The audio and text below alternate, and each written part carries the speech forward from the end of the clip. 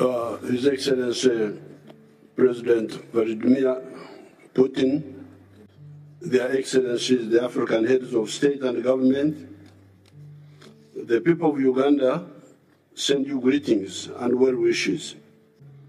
I have had the good fortune of watching and participating in freedom activities in our area for the last 60 years plus. In order to understand the struggles we have been involved in, we should be reminded that by 1900, the whole of Africa had been colonized except for Ethiopia. This colonization followed 500 years of taking slaves from Africa and the devastation that criminal trade caused.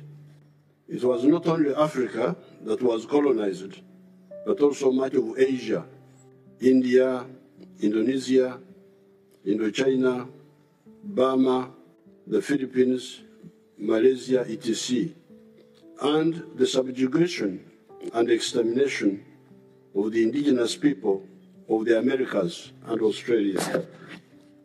However, these criminal acts by the imperialists, the slave trade and colonialism, provoked the colonized people into launching a resistance movement by some of the black people in the United States of America, in the persons of Du Bois and Pademont, who launched the Pan-African movement.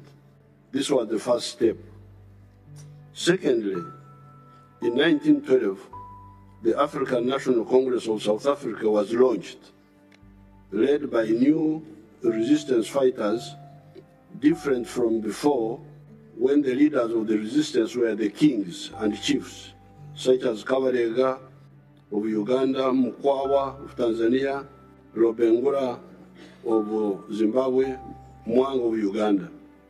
Thirdly, the huge country of the Soviet Union was taken over by communists in 1917, and so was the huge country of China in 1949. Those communists were staunch anti-imperialists. Fourthly, our good fortune was that the greedy imperialists started fighting among themselves over us. I'm referring here to the so-called First and Second World Wars. In effect, these were inter-imperialist wars vying for domination of the world. In those wars, the imperialists weakened themselves to the advantage of the anti-colonial movement. That is how India, Pakistan, Indonesia, etc. got independence. Some of the imperialists tried to cling to colonies, but they were defeated in Algeria, Vietnam, Kenya, Mozambique, Angola, Guinea-Bissau, Cape Verde, Zimbabwe, Namibia, and South Africa. Fifthly, even within the imperialist countries, we had allies that were against the evil system. People like Fena Brockway, Dingo Foot, Olof Palme were with us and with our parents before us in opposing this evil system. It is these 5 factors that caused the defeat of the imperialism and restored our sovereignty to some extent. These are, again, the anti-colonial movement in Africa, Asia and Latin America, the rise of communism in the Soviet Union, China, Cuba, North Korea, etc., the 2 inter-imperialist wars of the last century that caused the weakening of the imperialist countries to our advantage, even when our parents were used as cannon fodder in those criminal wars, fighting the Japanese in Burma, the Italians in Ethiopia, the Germans in North Africa and Europe. Then fifth, the Pan-African movement launched by some of the black people in the United States of America, and the support by some fair-minded persons in the imperialist countries, persons, as I've already said, like Fena Brockway, Dingo Foot, Olof Palme, and others. We are therefore happy to be here in Russia, and we take this opportunity to thank the Soviet peoples and other socialist countries for that support. However, Flag independence did not, in the majority of cases in Africa, mean healthy disengagement with imperialist economies.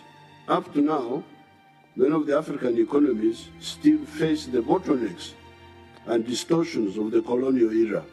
Although some progress has been achieved, a lot remains to be done. That is why you hear that the GDP of Africa is currently US dollars 2.7 trillion, smaller than the individual economies of countries like Japan, Germany, etc., not to mention the United States or China. This stunting of the African economies is caused by a number of bottlenecks that I may not have time to enumerate here. We have, however, identified them, and we are handling them together with our brothers in the African Union. However, one example can bring out some of these bottlenecks. This is the issue of coffee. The global value of coffee businesses currently is US dollars 460 billion. 460 billion. This is the value of the coffee in the world. However, all the coffee producing countries in the world, Africa, Brazil, Colombia, Vietnam, all of us, take only US dollars 25 billion out of this.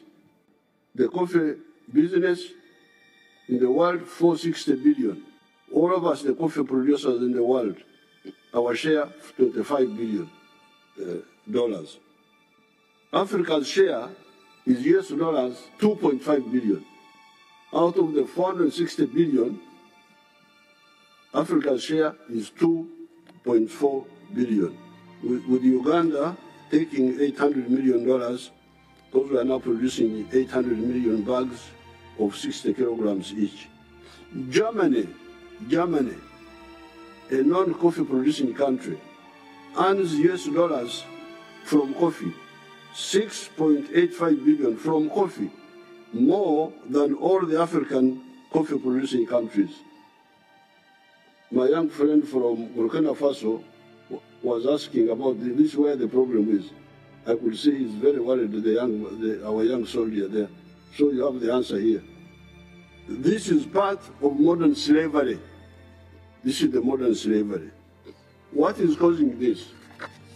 Africa being locked into, and also locking itself into, only producing raw materials of agriculture, minerals, etc., and abstaining from adding value. A kilogram of good coffee today earns about US dollars 2.5. The same kilogram roasted and processed outside Africa earns about US dollars 40.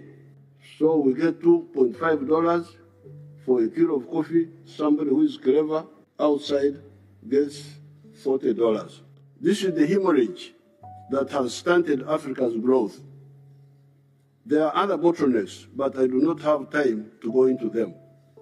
Therefore, my proposal to our allies of Russia, India, China, etc., is to point out to them that they could help here by policy decisions to buy value-added products from Africa rather than raw materials. Those are products like processed coffee instead of bean coffee, chocolate instead of cocoa beans, textiles instead of just cotton, steel instead of iron ore. Iron ore, we call it, our languages are richer than English, we call it obtare. Obtare, that's iron ore, different from the metal. Electric batteries instead of just lithium, etc. Part of the issues we are solving among ourselves in Africa is the issue of the free flow of goods and services in the continental free trade area. If this is addressed, the other problem of food, which people are talking about so much, for African societies, will also be partially addressed. In Uganda, we don't have a problem of food. Uganda is a net exporter of food. Products like maize, milk, bananas, fruits, fish, cassava, not to mention beverages like coffee, tea, cocoa, vanilla etc. are produced in big quantities, and with irrigation, bigger quantities are possible. Without irrigation, our farmers produce 5.3 tons of bananas per hectare. With irrigation and fertilizers, that production has gone 53 tons per hectare in some of the government-supported farms. It is therefore important for our partners to know that some of the African countries, such as Uganda, produce huge quantities of food, and moreover, food of unique nutritional value, beef with yellow fat, instead of the cholesterol-laden types you get from many parts of the world, potassium-rich bananas, high cream milk, fish with a Nile perch bladder that is a cure for some maladies, millet with protein, carbohydrates, and iron together. What we actually need are markets in both Africa and beyond. This is part of the problem. Some of the African countries have got a lot of food, but they cannot sell it to the other countries because of the trade barriers within Africa. Secondly, you could also encourage your companies to invest in value addition in Africa. Работать с своими компаниями, чтобы они сами способствовали созданию добавочной стоимости в Африке. Value addition to the abundant raw materials in Africa means more jobs for the unemployed African youth that are dying in the Mediterranean trying to reach Europe, and more money in their pockets. They will then afford to pay for more electricity generated by turbines made from outside, which creates more jobs and money for the turbine producers outside. After some delays, we in Africa are making some good moves. One of them is the CFTA, the Continental Free Trade Area, that is uniting the huge market of Africa of 1.5 billion people. We shall be 2.5 billion in the next 30 years. Remember that Africa is 12 times bigger than India in land area. But until recently, the population of India has been bigger than that of Africa. Therefore, Africa has actually been underpopulated for much of the millennia. The fact that it is the origin of man, Homo sapiens sapiens, 4.5 million years ago, notwithstanding. Today, on account of modern medicine, Africa will have optimal population for the first time in human history. Finally, those who foment wars on account of ideological issues are wrong, and they are time and opportunity wasters. Human history will move on whether they like it or not. Did the religious wars in Europe impose religious conformity in the world? You remember there were people who wanted to make sure that everybody is a Catholic, wanted to make sure, and they were using war, and what happened? They failed. Did Metternich, there was the Austria of the Austro-Hungarian Empire called Metternich. Did Metternich's Holy Alliance stop the spread of capitalism and the overthrow of feudalism? When there was a revolution in France in 1789, this revolution was a bourgeois revolution, was a capitalist revolution.